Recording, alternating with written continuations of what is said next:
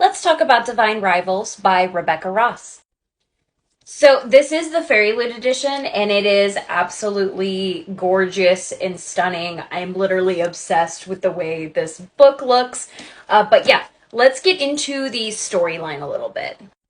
So, we have Iris Winnow and Roman Kit. They are rivals, and they're both competing for the same columnist position at this local newspaper called the Gazette. And they they absolutely hate each other. It's very much like an enemies to lovers kind of a situation, always ragging on each other, trying to figure out how they can bother the other person on a regular basis, etc. So they're super cute, and also, like, I love enemies to lovers. It was absolutely adorable to read. But there's also a fantastical element involved as well. The time, like, time-wise that it's based in is kind of like World War One era, where they're still using typewriters on a regular basis.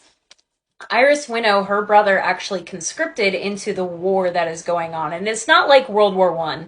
It is a divine god war. So you have Enva, the sky god, and then you have Jacker, the underground god, that are literally fighting a war against each other and conscripting humans to fight for them. And her brother Forrest goes off on an adventure to become a part of Enva's army.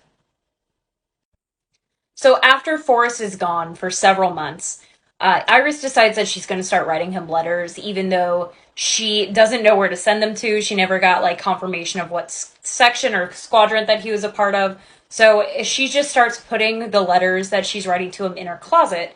But the moment she puts it in her closet, it just disappears. And then one day she receives a letter back saying, "This isn't Forrest." This was by far one of the best books that I've ever read.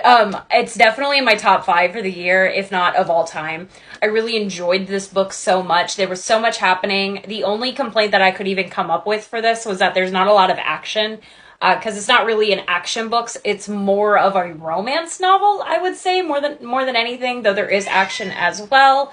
But I highly recommend it. I absolutely loved reading this book, and I think you'll enjoy it too. Also, do keep in mind there's definitely going to be a second book. And as of right now, the release date for the second book on Goodreads is labeled as April of next year. So do keep that in mind if you pick this up. There's quite a bit of a cliffhanger. So, yeah. I loved it, and I hope you do too.